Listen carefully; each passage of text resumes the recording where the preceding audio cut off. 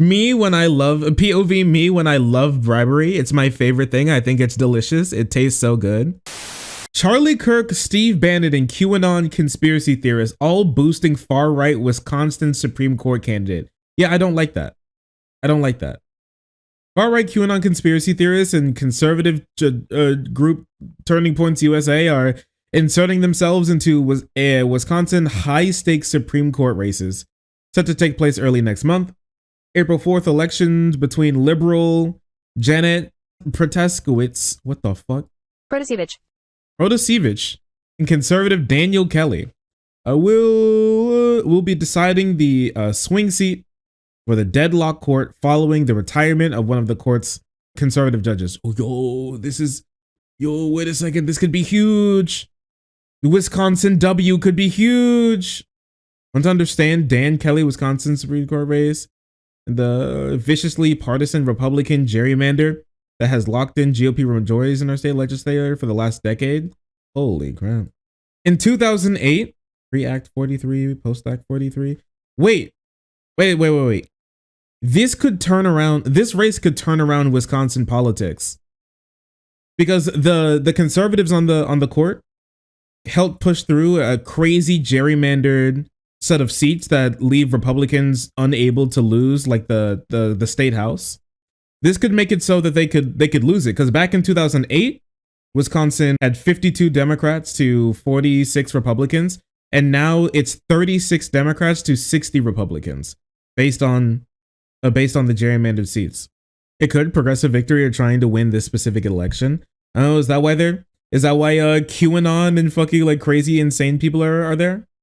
Are trying to swing this race? Conservative majority in Wisconsin Supreme Court is rewarding Trump coup plotters, but Wisconsin voters may have a key opportunity to make this race less terrible in just a few weeks. This was in a couple days ago, just 3 weeks. So I want to see.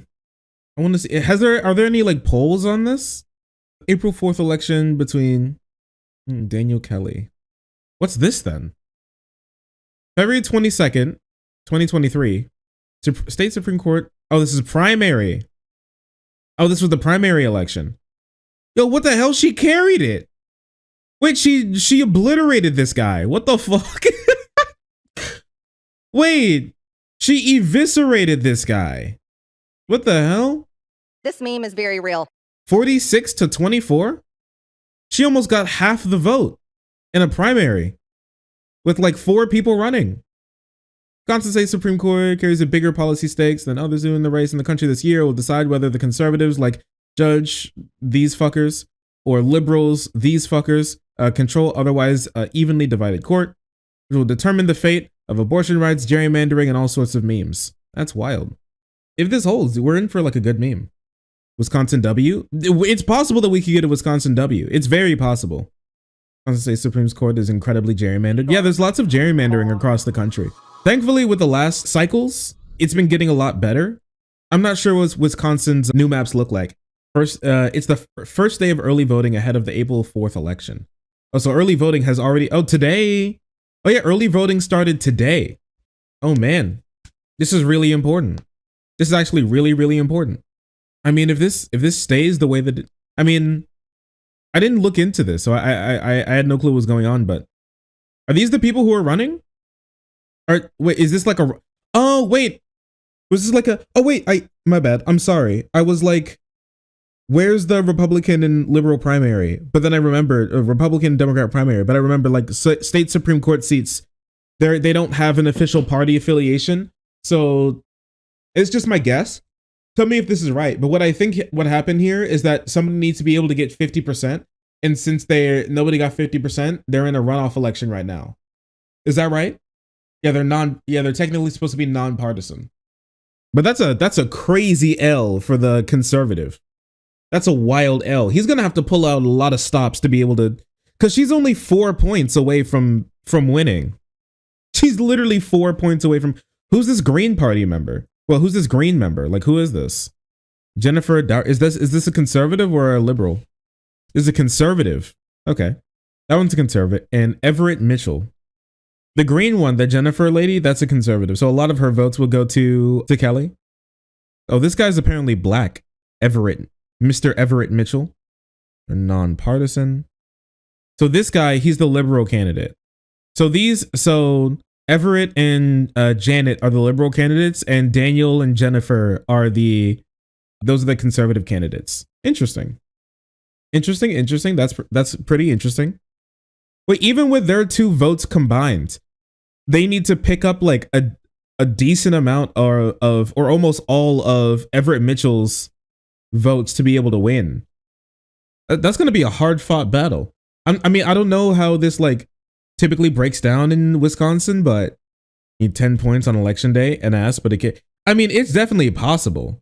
They're like what the conservatives are doing right now is trying to make Janet look like a pedophile. That's their go-to play. It's basically, they're doing the same thing that they did to Judge Jackson in the Supreme Court as they're doing here in Wisconsin. They're trying to run the same play, which is call everybody a pedophile. Curious. Let's go, Janet. Fucking ghouls. Yeah, interesting. Yeah, let me see if there's anything else I can find out about this. Are there polls? Yeah, so the 2 liberal candidates pulled together 54% of the vote. The state is heavily gerrymandered and deadlocked. Right-wing state legislator and Democratic Governor Tony Evers. The outcome of the race is already the most expensive judicial race in U.S. history. Wow. Will likely impact abortion rights in the upcoming 2024 presidential election. Kelly was appointed to the Wisconsin Supreme Court in 2016 by former Governor Scott Walker, this piece of shit. He was a consistent right-wing voice on the bench until losing his re-election in 2020. During his term, Kelly came under fire for his refusal to recuse himself in a case in which he accepted money from the plaintiff before and after ruling in their favor. Huh? Wait, he's just a crooked judge? He's just like a cartoonishly crooked judge who takes bribes from people? Me when I love bribery. It's my favorite thing. I think it's delicious. It tastes so good. I love it when my plaintiffs pay me money to rule in their favor. Recuse myself? Why? How about you excuse yourself from life? That's crazy. He didn't even pretend. He also opposed calls by other retired Wisconsin judges to strengthen the standards for when judges should recuse themselves from a case when they have conflict of interest. After losing his seat, Kelly was paid close to $120,000 by the Wisconsin GOP and the RNC to advise the party on election issues, including fake elector schemes, and soon after became a senior fellow at the Institute for Reforming Government, a conservative nonprofit. This is just, and he was on Charlie Kirk's show. Okay, it's all coming together.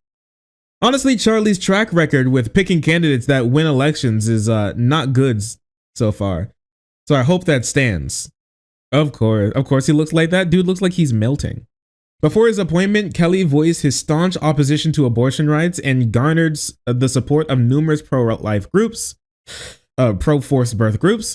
He also ruled against a case in Madison that would have prohibited firearms on city buses and compared affirmative action to slavery.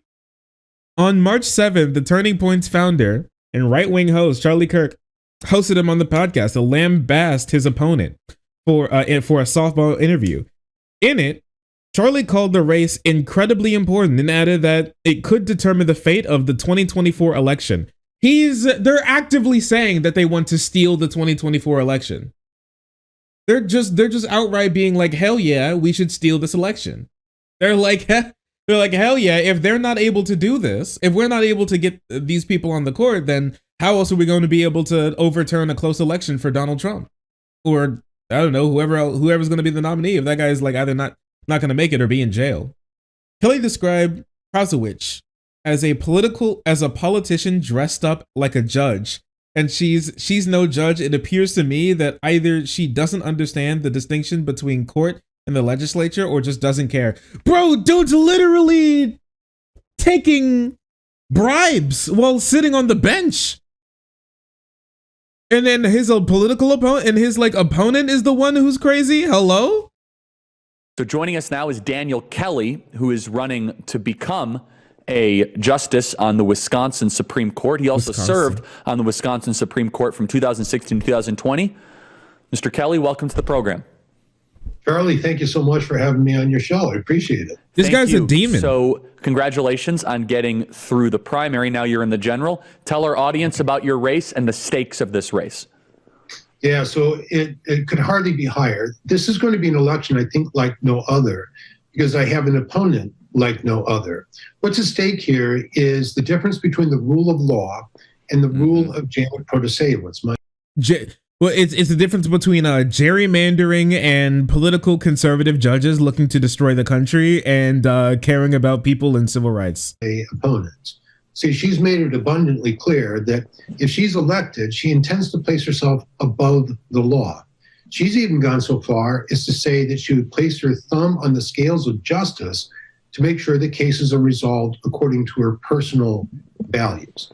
Now, Charlie, you know as well as I do that a thumb on the scale is the oldest picture of dishonesty that we have available to us in our culture. It is. He came under fire for his refusal to recuse himself in a case in which he accepted money from the plaintiff before and after ruling in their favor. Profoundly dishonest. And she's telling the people of Wisconsin in advance that she plans, if she makes it to the Supreme Court, she plans to be dishonest in the way she uses the authority the people of Wisconsin have loaned us on the Supreme Court. And I think that's just a travesty, and it would be the end of justice in our judicial system. Now, I know that the proper role of the court is simply to use the existing law to decide the cases that come before us without regard to personal values or personal politics.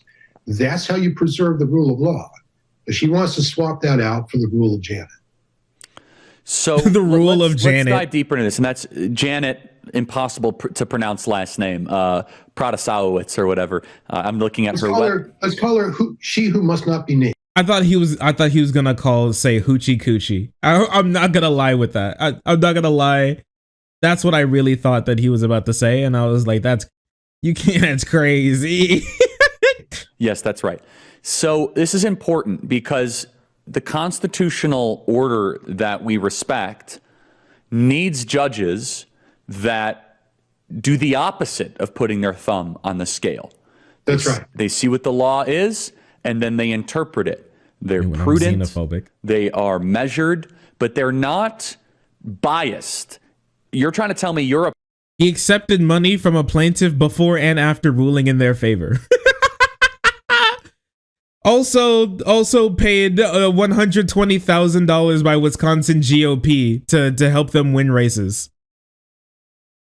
opponent has said vocally that she's going to use beatboxing her position to try to get some form of, I guess they would call it equity or some sort of thumb on the scale. Explain that more. It's an extraordinary thing for someone running for a Supreme Court seat to say.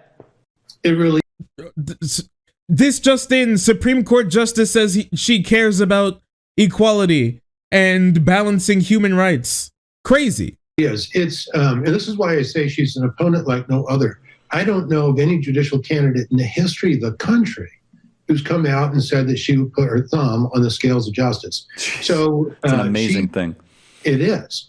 So the her campaign is largely her talking about her political views, and that's it. But you're a judge. There's nothing there about the role and function of the court in a constitutional construct.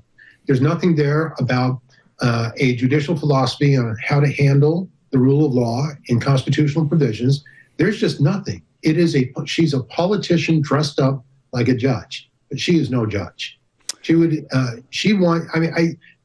appears to me that either she doesn't understand the distinction between the court and the legislature, or she just doesn't care.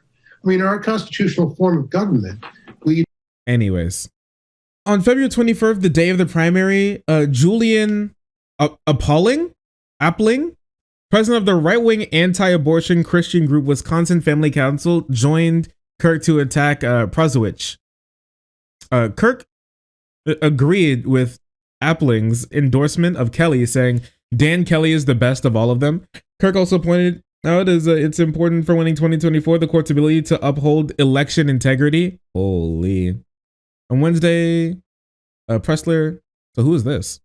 The race has caught the attention of popular right-wing activist Scott Pressler, also known for spreading QAnon conspiracy theories and anti-Muslim hate in efforts to help overturn the 2020 election. What did he say? Act for America sets its sights on college campuses with upcoming tour. The anti-Muslim hate group Act for America is taking its message to college campuses. Act's lead activism strategist Scott Pressler is scheduled to speak. Act's founder said Islam has created the unleashed and uncontrollable wave of hatred and rage on the world, and said that terrorist attacks are the purest form of the religion. What? It's not radical Islam, she claims. It's what Islam is at its core. Oh, oh my gosh.